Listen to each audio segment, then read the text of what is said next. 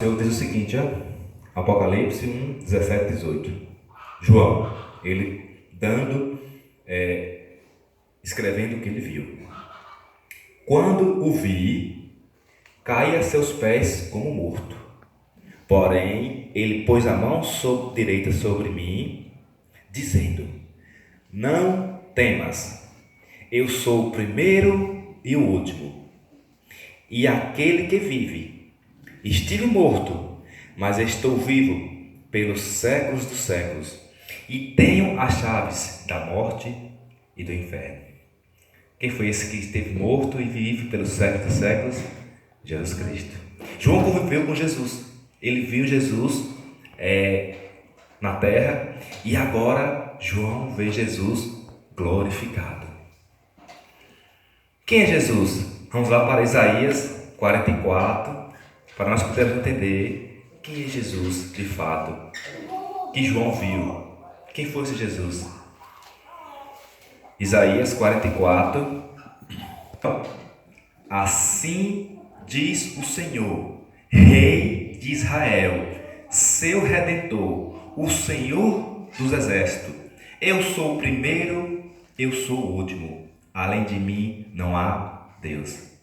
Então, Jesus Cristo, ele é o próprio Deus encarnado no nosso meio, né? Aqui fala, lá em Apocalipse: Não temas, eu sou o primeiro e o último. Aí ele fala: Estive morto, mas estou vivo pelos séculos de séculos. Jesus. E aqui no Antigo Testamento fala de quem? Eu sou o Senhor dos Exércitos. Eu sou o primeiro e o último. Além de mim não há Deus. Então o próprio Jesus se revelando para os seus. Desde o Antigo Testamento que ele vem se revelando. E Jesus, Deus em nosso meio, o próprio Deus encarnado em nosso meio, se tornou carne para nos salvar. Veja a importância, a preocupação com Deus, com os filhos, né? Nós observamos que quando Moisés saiu do deserto, Deus disse: Moisés, faça uma tenda para onde eu possa habitar e fique no meio de vocês. E através do fogo, da Shekinah, né? Ali era a presença de Deus. Deus sempre procurando o ser humano. Quando o ser humano pecou, Deus foi atrás do ser humano no jardim. O ser humano mesmo pecando, Deus foi atrás, foi ao encontro do ser humano. E você veja a preocupação de Deus com o ser humano.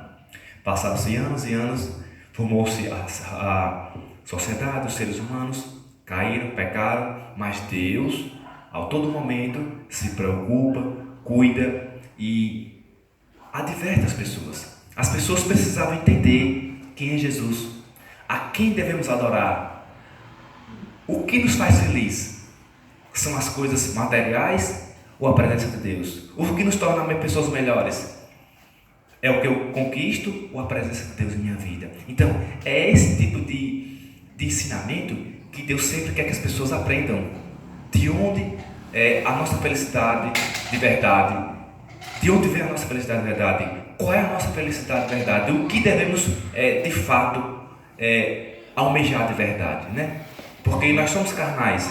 A gente quer pegar nas coisas que tem aqui na terra, mas tem algo melhor do que nós vemos aqui. Tem algo melhor para nós. E essa história que nós vamos ver agora está em Lucas.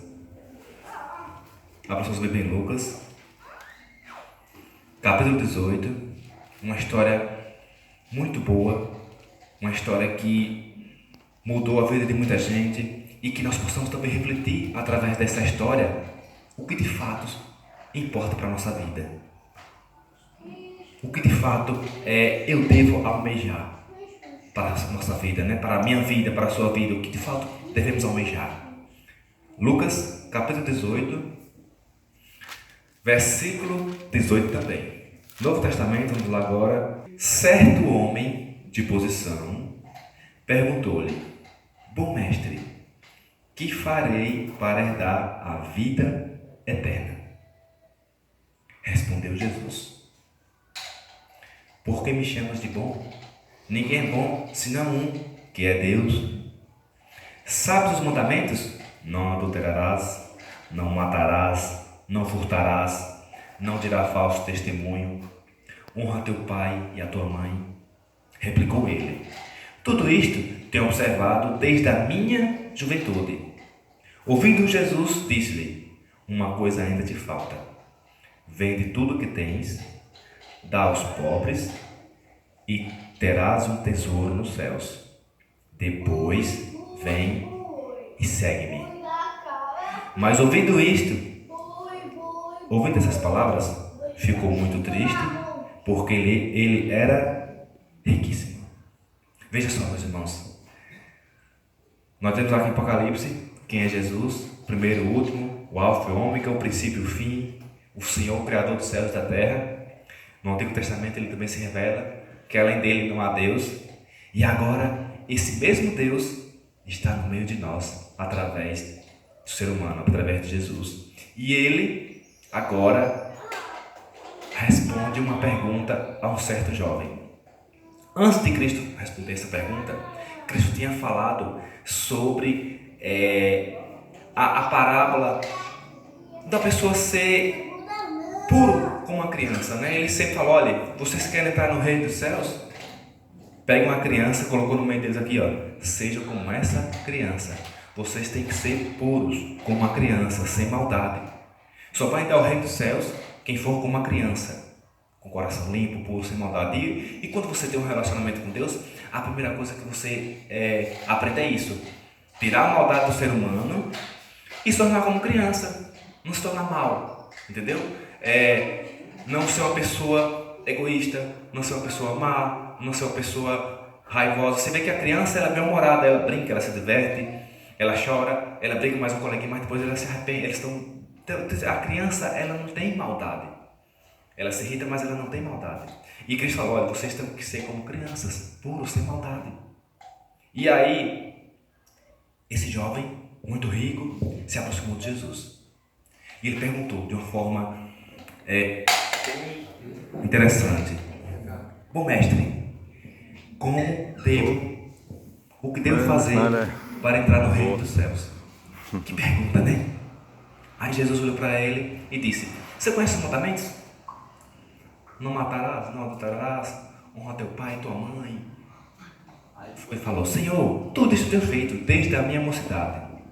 Aí Jesus vai e replica: ó, uma coisa lhe falta. Aí ele: o quê? Venda todos os seus bens, dê aos pobres e terá tesouros nos céus. E depois siga-me.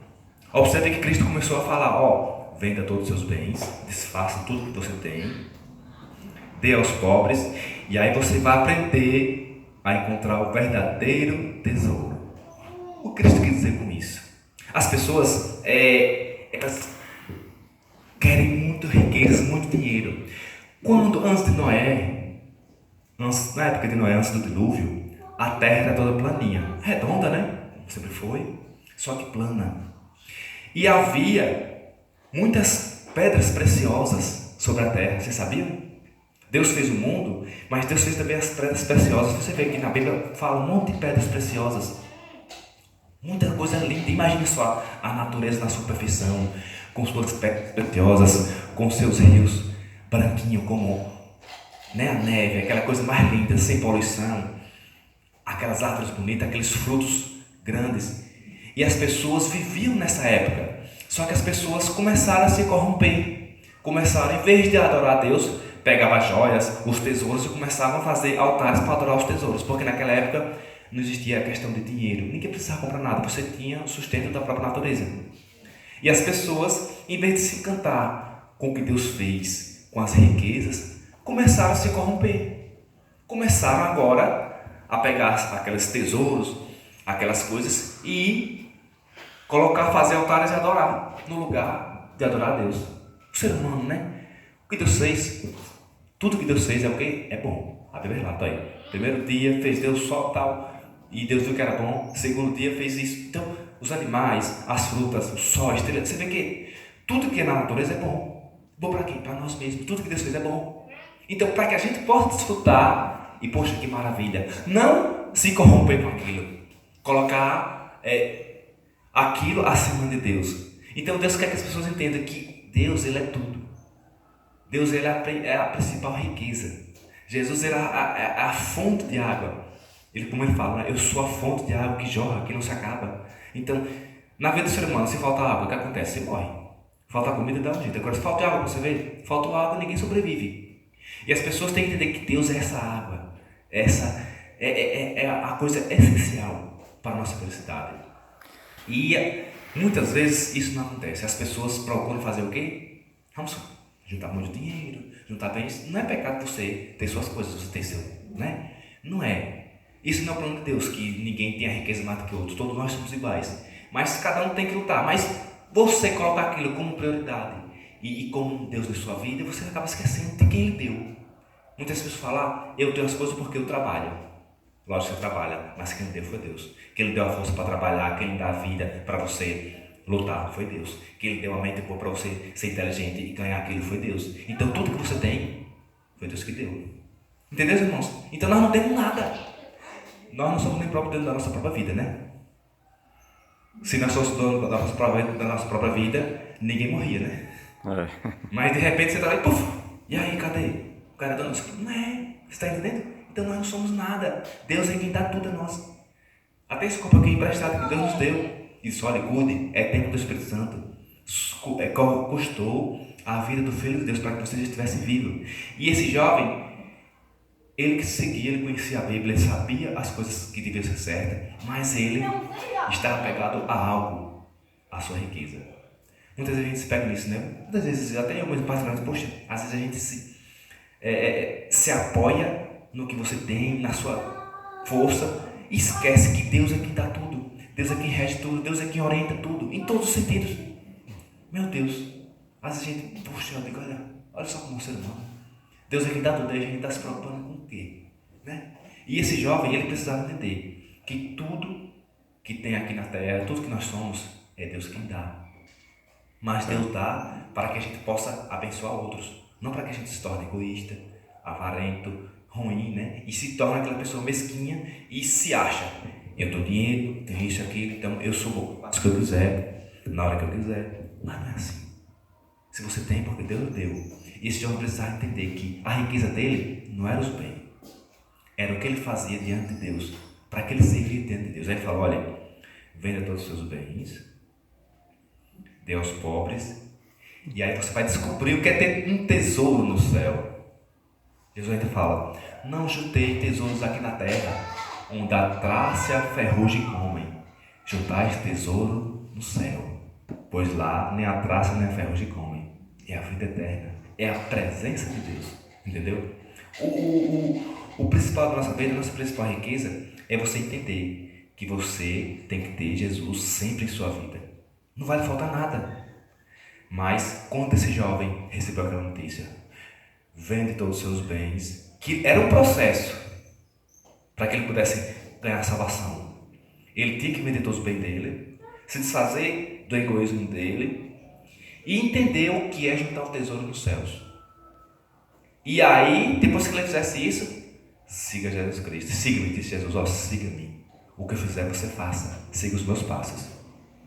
Mais tarde, você vai ver o que é um tesouro no céu. E aí, ele ficou triste. E Jesus viu a reação dele. Aí Jesus vai e fala, como é difícil uma pessoa apegada a riquezas entrar no reino dos céus. É mais fácil um camelo passar na ponta de uma agulha do que uma pessoa rica que se apega às riquezas, entendeu? Porque ela coloca a riqueza, o seu bem, seja lá o que for, acima de Deus, na direção errada. As pessoas colocam a riqueza em primeiro lugar e aí fica difícil vocês fazerem disso. Vocês saem disso. Às vezes a minha riqueza pode ser um celular, um carro, uma casa, um animal, seja lá o que for. E eu coloco isso acima de Deus. Já estou esquecendo que Deus quem me deu. Isso aqui não é para me dominar, isso aqui é para me ajudar a reconhecer o que Deus tem feito em minha vida. Eu só estou dando exemplo, gente, porque tem pessoas que não conseguem ver seu celular. Não, sabe como é ser o celular? Não consigo. Tá assim, pô, o ser humano esquece tudo mesmo do celular. Esquece da cabeça, mas não esquece do celular. Tá assim hoje. Mas eu estou dando esse exemplo porque as pessoas se apegam demais a bens materiais. E Deus disse, olha, vamos olhar para Deus. E aí, ele ficou triste. Aí os discípulos replicaram, mas Jesus, quem vai entrar no reino dos céus? Se os ricos não entram, quem vai entrar? Jesus falou. As coisas impossíveis para o homem é possível para Deus. Nada é impossível para Deus. Até os ricos entrar no reino dos céus. Ele não disse que os ricos não vão entrar no reino dos céus. Ele disse que as pessoas que se apegam às riquezas que não vão entrar no reino dos céus. E aí, irmãos, antes dele morrer, Jesus, na sua agonia, ele não pensou nele mesmo. Ele pensou em nós. Ele orou ao Pai e disse: Pai, eu peço, não só por esses que o Senhor me deste, mas os que virão a crer em mim, em teu nome. O Senhor não os tire da terra, mas o Senhor os livre da influência que existe nesse mundo. Então Cristo orou por nós, para que nós tivéssemos força e coragem, não para que a gente se apegasse a esse mundo, mas para que a gente não se deixasse ser influenciado por ele, e sim pelas coisas dos céus. Jesus orou por nós antes de nós nascermos, na sua agonia, lembrou de nós, porque ele sabia que as coisas que o mundo oferece, as coisas que estão por aí, tirariam o foco das pessoas da verdadeira adoração, que é adorar a Deus. E quando Jesus morreu, ressuscitou, passou-se algum tempo, né? Ele passou 40 dias aqui na terra, com os discípulos, orientando. Eles viram que não eram as forças dele que trariam sucesso na vida deles. Eles já tinham deixado mãe, filho e tudo, os discípulos, aqueles que seguiram Jesus, eles largaram tudo, família, mas eles precisavam compreender algo, que a força não vinha deles, e vinha de Deus. É o que eu peço a Deus todo dia, que Deus me ajude a compreender isso, que tudo na minha vida se resume a Deus, que Ele que vai me dar o sucesso, não sou eu. Porque muitas vezes a gente pensa que a gente, por nossa própria força, consegue as coisas, mas não. Isso não é fácil. Você, Senhor, me ajude a compreender isso. E aí, o que aconteceu? Pedro, quando foram pegar Jesus para ser crucificado, Pedro andava com a espada do lado. E ele não foi cortar a orelha do cara, não. A cabeça do cara mesmo, é porque ele errou. Aí cortou a orelha. Você vê, ele andava com Cristo, ele viu os milagres, só que ele andava com a espada do lado. Pouco tempo depois, Jesus morreu, ressuscitou. E aí Pedro, o que faz com Pedro? Antes de Cristo morrer, ele nega Cristo 3 vezes. Confiava na espada dele, na hora do vamos ver. Esse é discípulo de Jesus. Pedro disse: não conheço, nunca vi.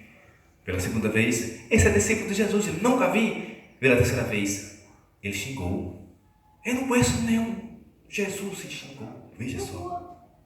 Aí Cristo passou e olhou para ele. Quando ele viu aquilo lá, ele disse que a vez que ele chorou demais, amargamente, se arrependeu.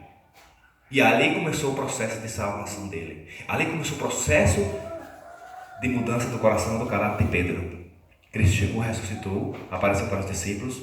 Estavam numa praia linda, todos eles ali. Cristo apareceu, assando o peixinho, todo mundo ali deitado.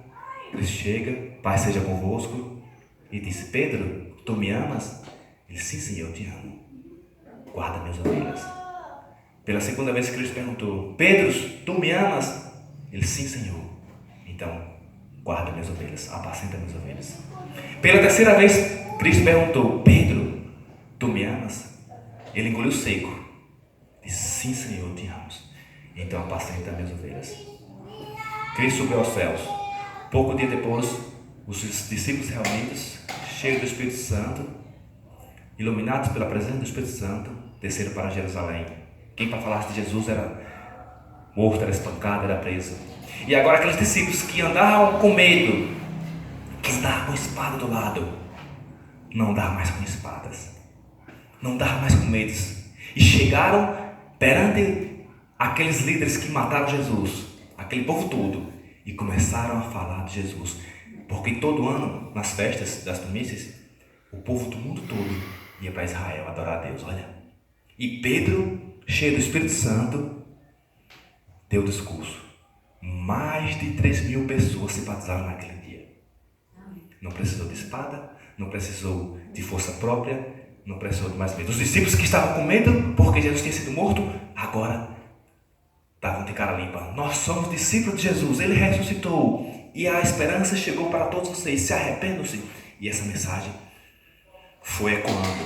Mesmo sendo perseguidos, eles não pararam. Não precisavam mais de arma. Eles compreenderam, eles não precisavam andar com armas. Eles não precisavam mais se pegar às coisas do mundo. E as pessoas que se converteram naquela época, sabe o que fizeram? As pessoas iriam, todos os seus bens, vendiam, diziam, olha, está aqui, está nos seus pés, diga o que a gente tem que fazer, vamos pregar o evangelho. Fizeram isso. Era todo dia, chegava gente convertido, a igreja precisa crescer. Essa mensagem precisa passar para as pessoas. As pessoas têm que ouvir do reino dos céus. Tem que desapegar aquilo. Veja, a história do jovem rico, ele se apegou aos bens. E essas pessoas, quando ouviram Jesus, através de Pedro, com a presença do Espírito Santo, se converteram. E essas pessoas vendiam todos os seus bens e depositaram aos pés dos discípulos para formar a igreja, para formar mais pessoas, para que pessoas ouvissem a esperança de vida eterna. E eles viviam como se Jesus fosse voltar naquela mesma época. Eles não viam, Jesus vai voltar daqui a 2000 anos, 3000 anos, não. A mensagem era urgente. Eles não, a nossa mensagem tem que ser urgente, Jesus vai voltar. Ele subiu, cerca de 500 pessoas viram Jesus subindo aos céus. E o anjo falou, olha, do mesmo modo que vocês viram Jesus subir ao céu, ele vai descer. Então, façam acontecer, leve a esperança às pessoas. Tudo que Jesus ensinou a vocês, agora você ensina a todas as pessoas, em todos os lugares do mundo. E assim as pessoas o fizeram. O evangelho começou a ser pregado em todos os lugares. Aquelas pessoas se desfazeram do seu eu, venderam todos os seus bens, tudo que se apegava a ela, ao mundo, e agora se tornaram seguidoras de Cristo. Agora começaram a juntar o tesouro no céu. Será meu coração? Como é que está meu coração? Será que eu estou juntando tesouro aqui na terra ou no céu? Será que eu estou me apegando às coisas aqui da terra ou às coisas do céu? Eu peço a Deus todo Deus que Deus me dê sabedoria e discernimento para que eu possa me apegar às coisas do céu e não às da terra. Porque a todo momento nós somos sugados a nos apegar às coisas da terra, né? O problema está aqui. Gente, quem tem Cristo tem tudo. Temos Jesus, Ele tem a sua promessa. E qual é a nossa função? Levar esperança ao próximo. Anunciar que Jesus vai voltar, que as pessoas têm que se arrepender dos seus pecados e mudar de vida. Essa é a nossa missão. Esse é o nosso foco de vida. E não nos apegarmos a nós mesmos, né? Porque se a gente fosse apegar às coisas materiais, o que acontece? Nem para a igreja a gente vinha hoje. A gente preferia ficar na nossa cama, deitado, naquela mesmice. E aí o que aconteceria? Acabaremos morrendo. Mas não. A nossa vida é um outro foco. O nosso foco não é aqui nessa terra. O nosso foco é no que há lá de vir. Novos céus e nova terra. Jesus prometeu. Ele veio a primeira vez, nasceu, cresceu, morreu por nós, ressuscitou e vai vir pela segunda vez. Agora vai buscar todos aqueles que o aceitam, todos aqueles que se desapegaram das coisas do mundo. É isso que Jesus vai fazer. Vem buscar todos aqueles que aceitaram sua mensagem de esperança e não se apegaram às coisas do mundo. Nós vemos hoje aí que o mundo não está fácil. Tribulação, angústia, sofrimento, morte, guerra, doenças. Parece que não acaba. Acaba uma guerra em um lugar, começa em outro. Acaba um terremoto em um lugar, outro de chuva. Você vê que o mundo está em colapso. É chuva demais, é terremoto, é guerra, é pandemia, é doença e por aí vai. Sem contar com a imoralidade, né? Hoje as pessoas estão vivendo em foco de, sei lá, ostentando coisas que não tem, tudo na ilusão. Às vezes o cara bota uma roupa bonita, tô feliz. Aí o coração dele tá só bagaço, né? As pessoas elas estão vivendo uma realidade fictícia, sei lá, sem ser real. Elas não estão sendo elas mesmas, elas estão se baseando em outras. Elas estão vivendo a vida delas de acordo com a outra. Olha, se Giovanni vestir uma roupa bonita, eu vou ter que vestir. Estou em casa, caçou um sapato bonito, eu vou ter que caçar agora, estou em carro. As pessoas estão assim. Ninguém está vivendo mais em foco de não, vou procurar Deus. Não. O que estou em carro, Giovanni vestir, eu tenho que vestir. Porque se não vestir, eu vou ficar feio. Está assim o mundo, né? As pessoas estão indo o que as outras fazem. E estão esquecendo de Jesus. Gente, tem crianças que não sabem nem que Jesus existe. Imagine só uma criança. Você nasce, você vai formar um caráter e a criança não sabe que Deus existe, não sabe que existe Deus, não sabe que tem que ter limites. É o que o mundo prega hoje. Faça o que você quiser. Não é assim. Imagine só se não tivesse leis, ordens, como seria o mundo? Imagine só se Vamos dar um exemplo. A pista daqui para o entroncamento, se não tivesse a mão esquerda e a mão direita, toda hora carro batendo por minuto, né? Existe, quem vai na mão direita vai pela direita, quem vem pela esquerda vem pela esquerda, para que não aconteçam tragédias. E quando você segue as leis, segue tudo certinho, não acontece tragédias. E quando você não segue, o que acontece? A bagaceira começa. Imagina só, todo mundo fazendo tudo que pensa, tudo que quer, sem limites. Como ficariam as coisas, né? Ficaria um caos. O mundo já está um caos. E ainda as pessoas fazem tudo de todo jeito. Me diga se tem condições de você criar uma sociedade. Por que a nossa sociedade está doente? Você vê jovens com 14, 15 anos sendo mortos por policiais, 16, 17. Crianças que era para estar brincando, estudando, sendo mortas.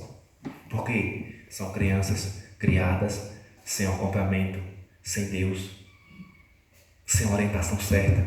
E aí o que acontece? Ela pensa, o que o mundo ensina? Venha para cá, Gabriel. Está chovendo. O que o mundo ensina, elas fazem. O mundo só ensina o quê? O que não presta. Aí, perde o temor de Deus, perde a reverência, o respeito. O que acontece? A gente vê o que está acontecendo no mundo. Morte, tragédia, roubo, assalto.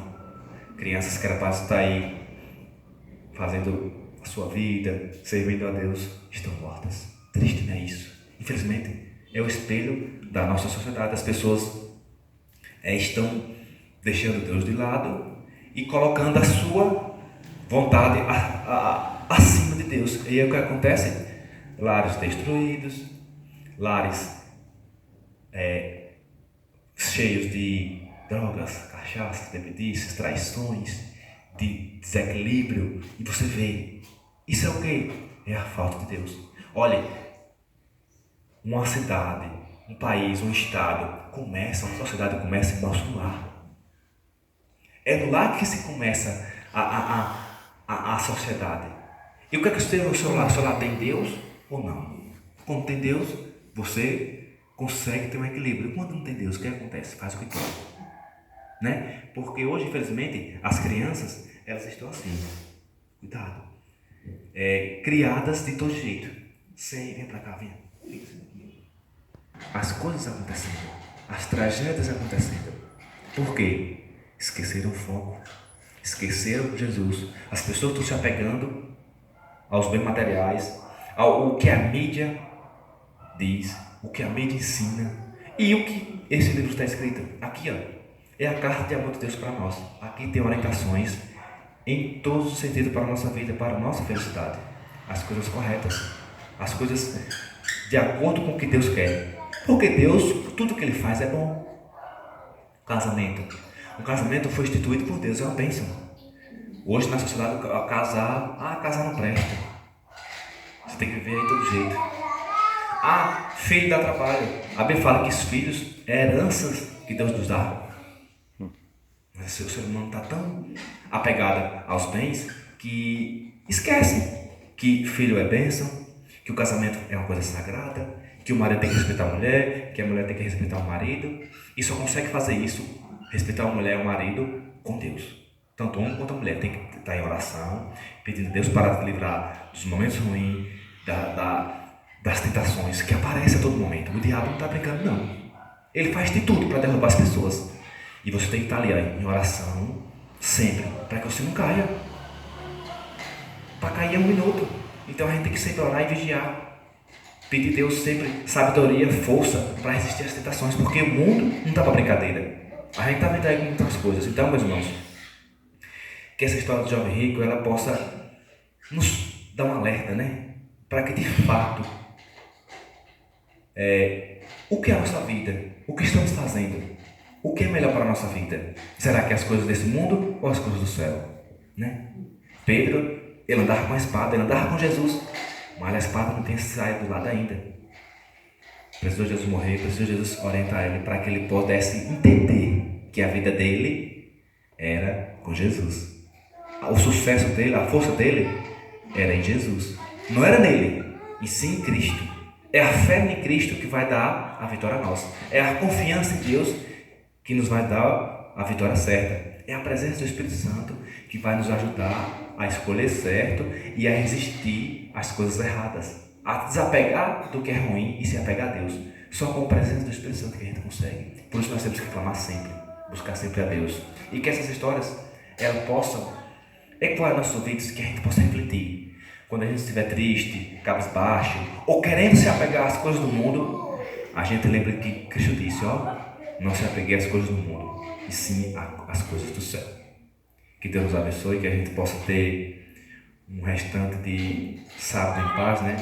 Que o Espírito Santo possa guiar a nossa vida e que a gente possa se desapegar desse mundo e se apegar a Deus. Porque você tendo Deus, nada vai lhe faltar. Tendo Deus em sua vida, o resto é resto. Procurai que primeiro o reino do céu e a sua justiça, e as demais coisas não serão acrescentadas. Então procura Deus em primeiro lugar. Coloque Deus sempre em primeiro lugar, que o resto vai vir. Então a gente tem que ter paciência, fé, coragem e pedir que Deus sempre guie e ilumine a nossa vida. Amém? Amém.